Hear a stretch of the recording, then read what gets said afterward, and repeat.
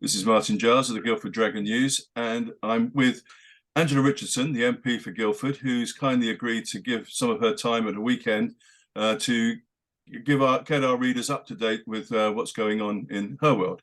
So thank you, Angela, for giving your time for this interview. Yeah, pleasure. Good to see you as always. And let's get straight into it. You've been reselected now as the MP for the redrawn constituency, the new boundaries for the Guildford constituency. How do you feel about that? Are you pleased with the change, or how do you feel about it? Well, I think sort of with this process, it's difficult for all MPs when their boundaries get redrawn significantly. And I think we've seen some big changes in Surrey, including a whole new seat that's going to be added on to the west, incorporating a little bit of Hampshire as well. And so, you know, if not much changes, then you go through the process and it's fine, and it's probably not going to be contested. When I saw the way that it had been drawn, I understood immediately that the new Guildford seat would be uncontested, and that the new Godalming and Ash seat would be contested, and my percentage of the electorate would be smaller than Jeremy Hunt's. I think a bit bigger than Michael Gove's, because it takes in Ash as well, which is part of Surrey Heath. And so I made a decision very quickly that I was going to stand in Guildford. Not because I don't love the Waverley villages, I do. As you know, I've lived in Ewhurst for nearly 14 years now. And I've been a Cranley parish councillor before I became a member of Parliament. But I love Guildford. Guildford's a great place. It's got the hospital, it's got the university and the research park, amazing historical town centre.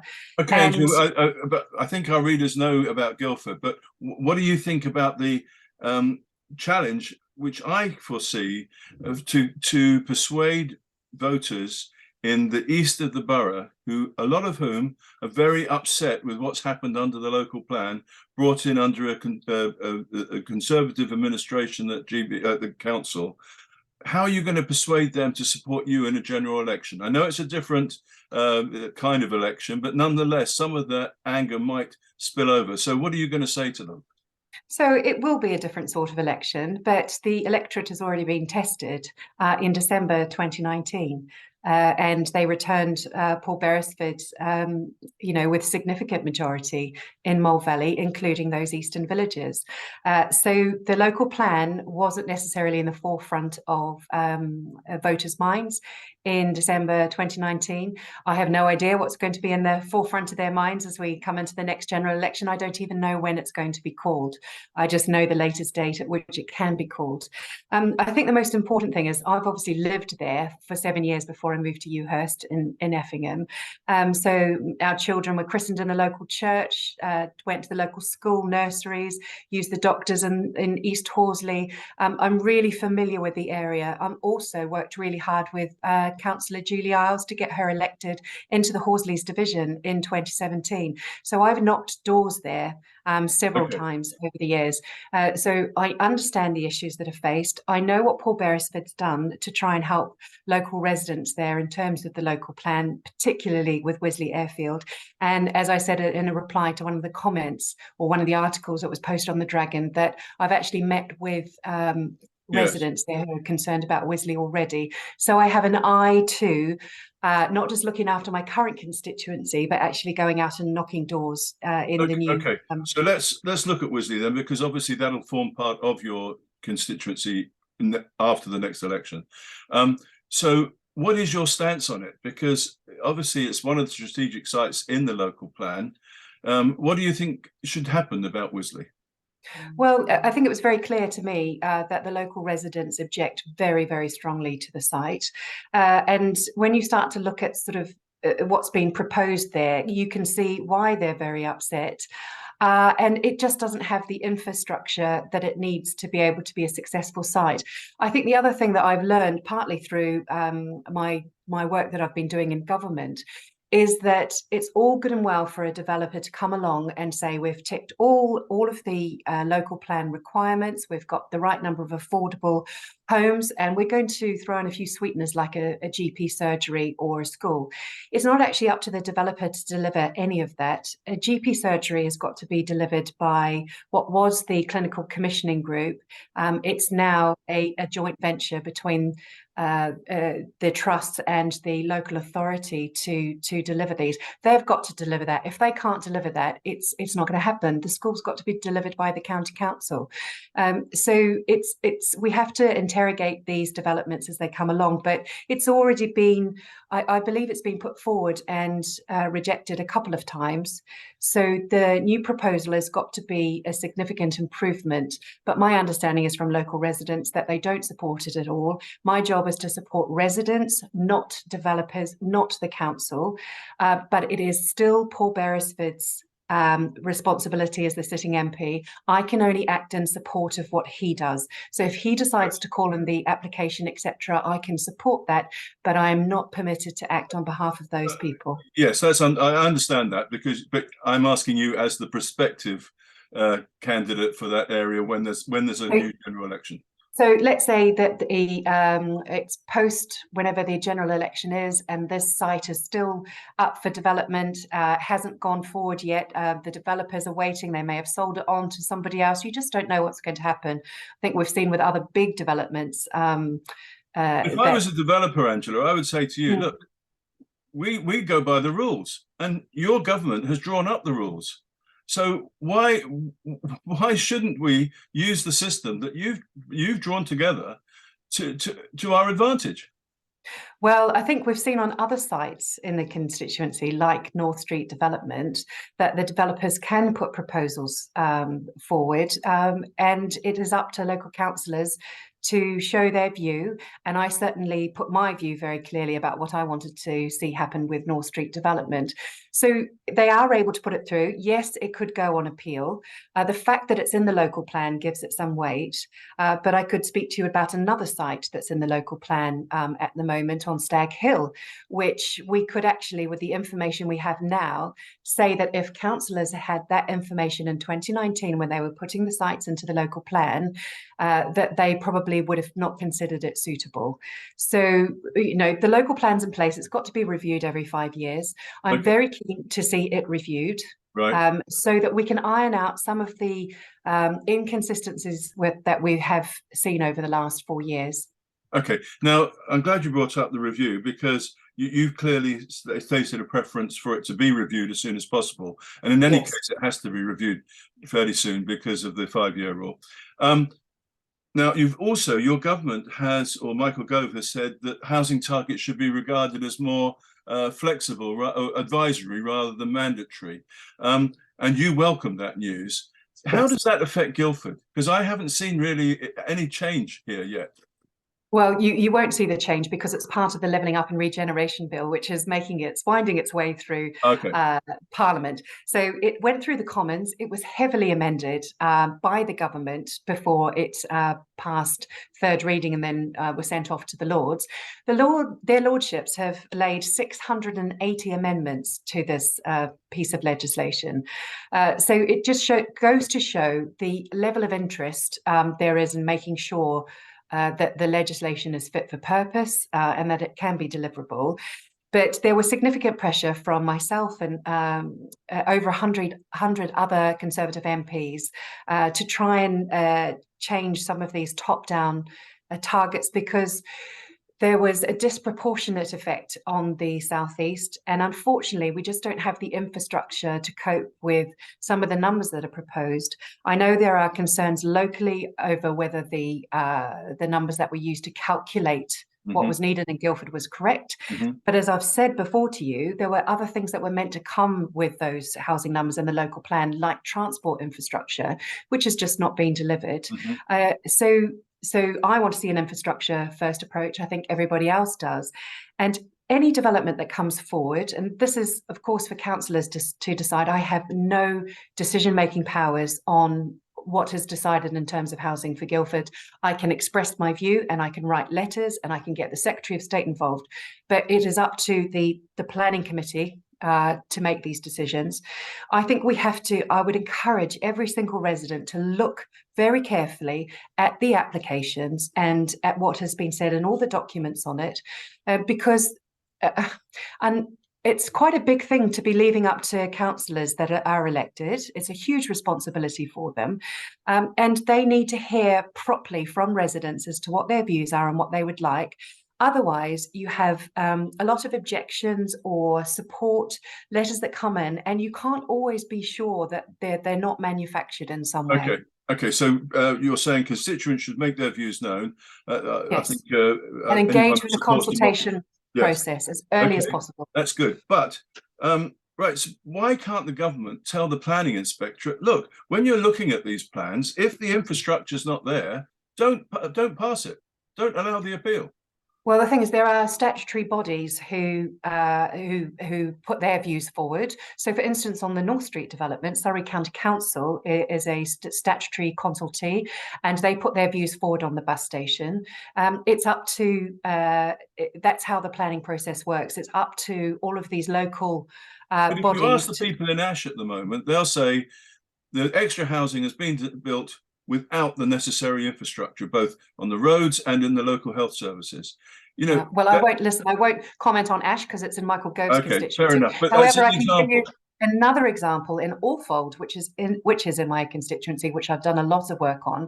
They have had planning permissions granted that will double the size of the village. It's not protected, it's countryside beyond the green belt. And I've been working really hard with Thames Water and UK Power Networks to try and make sure that we can get infrastructure, and they've got medium and long-term solutions, but the houses are still being built, and they have to deal with those houses coming online and joining up to the systems and finding short-term solutions, which are really expensive. Okay. So I'm dealing with that all the time. I'm sure people will be pleased to hear that, because that's another concern that, you know, some of our readers raise regularly about the capacity of our sewage systems, of our electricity supply. Well, I saw Jim Allen just on Thursday, and he's a regular correspondent, and we were actually talking about sewage in Bertham and particularly near where he lives. So yes, I'm very aware. Okay, right, now let's move on to the town centre developments. What's your position on Debenhams? Were you pleased it was passed, albeit on a knife edge vote, or do you think it should have been refused? So I think something needed to be done with the site, and I think the proposal was amended. A couple of stories were taken off. And I hope it will open up aspects of the riverside and be a more attractive building. So on balance, you're in favour of that? So on balance, I'm in favour of that, okay. Because also it's not too high. I think when you've got a local plan in place, which has got strategic sites outside of the town centre, to then go and try and build lots of high rises in the town centre on top of that just puts everything under strain. I understand the motives behind it, but I said, right, in 2019, I was interviewed by Stu Alexander, who's known to us as Big Mouth Guildford. He did a 5-minute interview with all the candidates, and I said then I didn't want to see high rises in Guildford. So this has been a position that I have held all the way through since I got involved in politics in Guildford. Okay, I don't think it's right for the town. Right, so presumably that means you were glad to see the North Street proposal defeated in the council. I was. Okay. And to be honest with you, all it was going to do is set a precedent for higher and higher buildings. You only have to look over not very far away to Woking. We can all see the towers if we're up high in the surrounds of Guildford town. And we know that the difficulty that they're in at the moment with having brought this development forward, and the debt that has been incurred on that, and the change in the Public Works Loan Board and the amount that they have to pay back. So I don't want to see our council getting into a situation like that at the expense of what is a beautiful town, our county town. It's just not the right thing to do. And I think once North Street goes ahead at that sort of height, you'll have developers coming in left, right and centre, including, I'm afraid, I worry that our own council will want to act as a developer, putting in high-rise buildings on some of the land that they own in the town centre. And I don't want to see that happen. So should we have a height policy? So my understanding was that a height policy was actually brought forward under the last Conservative administration in 2018, guidance, wasn't it? But it was subject to the local plan going through. So the local plan needed to go through. Had the Conservatives still been in power after 2019, then they would have been able to enact that policy. And that policy was several viewpoints taken from around the town, and just making sure, I think, that the cathedral wasn't obscured in any of these buildings. So they had a policy ready to go in place. But the current administration, who have been in for the last 4 years, has not acted on it. No, but it would have been more straightforward just to say, this is the maximum height you can build in this zone of Guildford, wouldn't it? Could be, but it's difficult to work out what those zones are where you are in Guildford. If we were nice and flat, so? I reckon you and I could sit down and we could probably do it in about half an hour. well, I think that that's probably entirely possible, and I think that a lot of people who stand for council think that they probably could go in and do something like that. And when they get elected, they find that they talk to the Not officers as easy as and they things think. aren't as easy as they think. Okay. And I think that the current incumbents went in with really good intentions and came up against how the system works, and it's probably been incredibly frustrating. And that's the only thing I say. Not to put people off standing for office, because I think it's really important, but it's just not as simple as it looks. No. Okay. Now, another very serious issue that does affect Guildford. Perhaps we're not in the front line of this issue, but that's the government's immigration policy. And you voted in favour of the legislation that's going through at the moment. What is your thinking behind that? Why do you support the government in this when so many people are unhappy with the thought of the boats being treated in the way that's envisaged, or the people on the boats rather? So you're right to say that Guildford hasn't been in the front line of this policy. In fact, there are no asylum hotels in the Guildford constituency. There is in the borough. There is in the borough, yes, but not in the constituency. So I've not been informed. Whereas a lot of my colleagues around the country and all over the country, some of them have 6 or 7 asylum hotels. They are running at a cost of £6 million a day, £3 billion a year. What Guildford is not seeing is the pressure on Kent County Council, for instance, because the rules are that wherever you land, that local authority has to pick them up. And then, of course, we can have on-sharing arrangements. And they have to look after all the unaccompanied children who may be on those boats as well. I think that everyone's in agreement that it's a dangerous way to enter the country. It's not safe. And it's not that the smugglers who are in charge of this horrible traffic of human trade, that they disagree that's, they would never support that. So I think we're all in agreement that the boats have got to be stopped. It's a very busy shipping channel, and we've seen lives lost. So there's no argument on that. I think the issue is we've been trying for a long time to fix this. Something needs to be done. The Conservatives have come up with a plan of how they're intending to do it. None of the other political parties have got a plan that would work. And I think there's a fairness issue at the heart of this. This is costing a huge amount of money to UK taxpayers. We are seeing people complaining about the level of services they're receiving on things from their local authorities.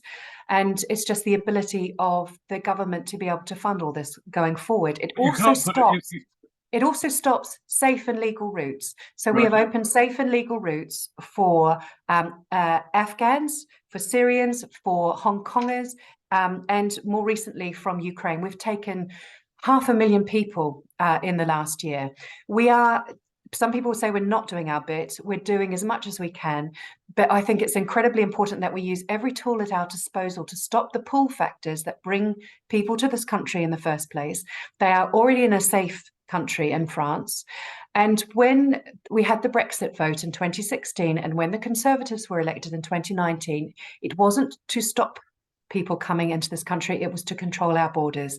It's very important that we can show that we can control our borders. This is one of the Prime Minister's 5 priorities to stop the vote. Sorry, Angela, but isn't it also important to use the right language? And would you describe what's happening as an invasion? No, so I wouldn't use those words. I understand who's used those words, but I wouldn't. But I understand. You can't put a monetary value on a human life, can you? No, you can't. And you should do everything you can do to stop that human life from being extinguished in the very cold waters of the Channel. Okay. And isn't one of the perennial issues with immigration processes how the agreements that we've signed up to and the legal process, how it affects and often slows down the process? Isn't that an issue that needs to be tackled before anything can be effective? Yep. So we had a massive backlog of asylum cases.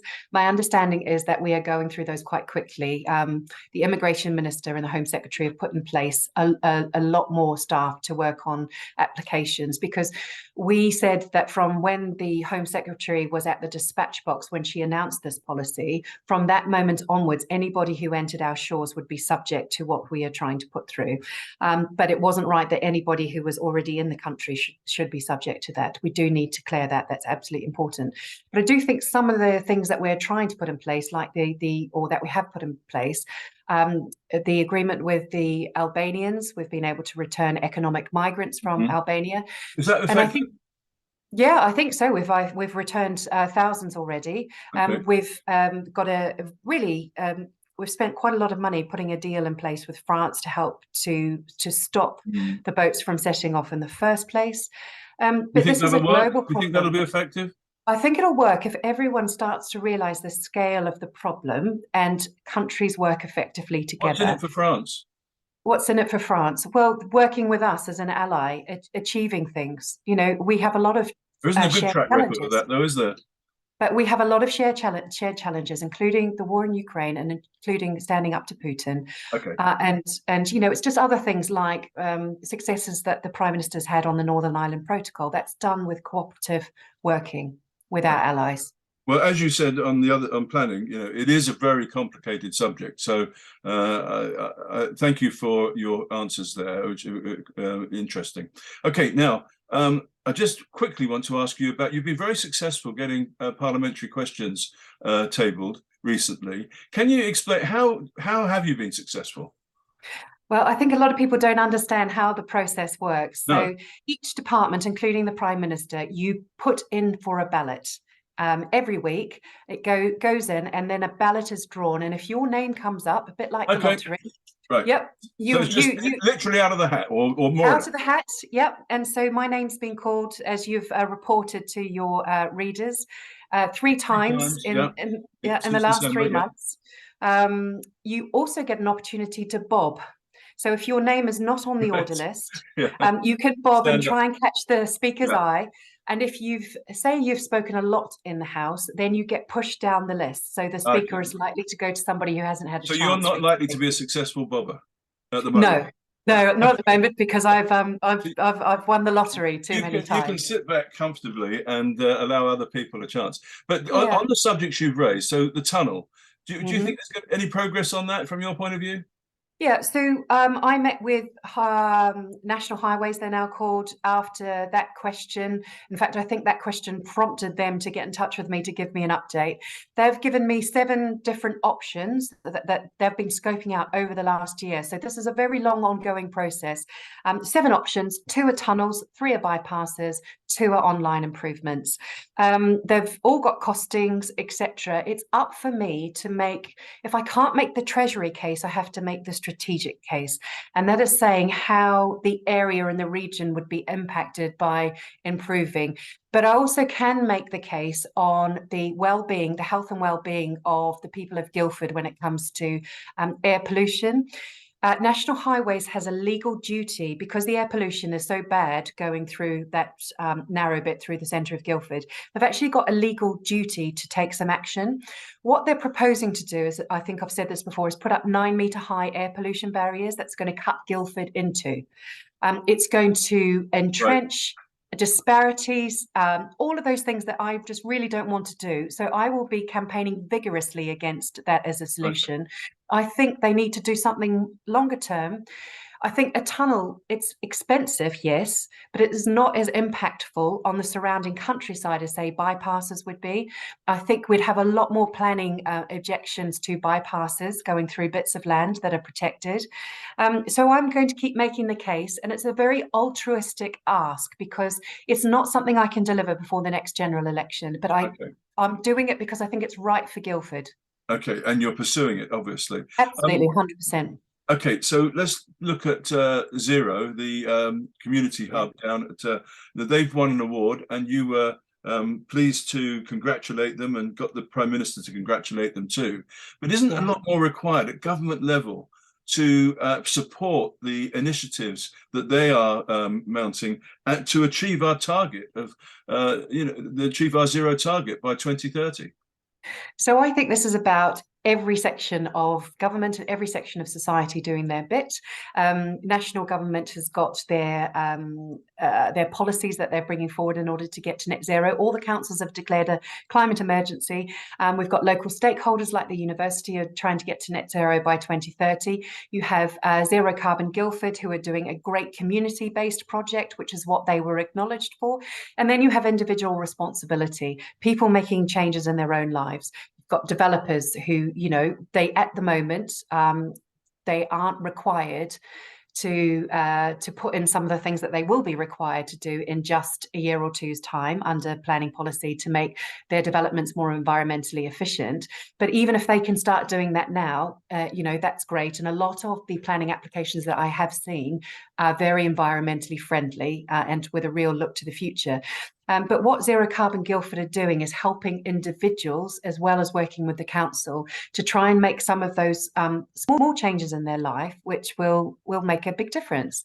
Okay. So it's all of us. There's no one person and there's no one silver bullet. We all have to do this together. Okay, and lastly, do you think you can persuade the PM to come and vote, come and visit our successful space industry sector? So if he doesn't come and visit the space sector, and it's the minister that comes, as he also said at the dispatch box, I'm sure I'll be able to get the Prime Minister here before the next general election, not least because I supported him so vigorously in his leadership campaign over the summer. Okay. And, I'm a big supporter of the Prime Minister. I think he's done a fantastic job in stabilising everything.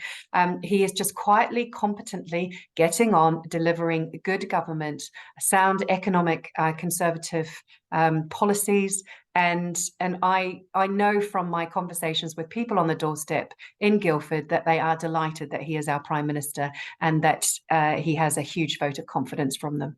Okay, well, please do let the Dragon know if that's going to happen with an embargo as necessary, and we'll be glad to come and cover it. And ask you a couple of tricky questions, hopefully. Oh, I wouldn't expect anything less. Andrew Richardson, MP for Guildford, thank you very much. Thanks, Martin.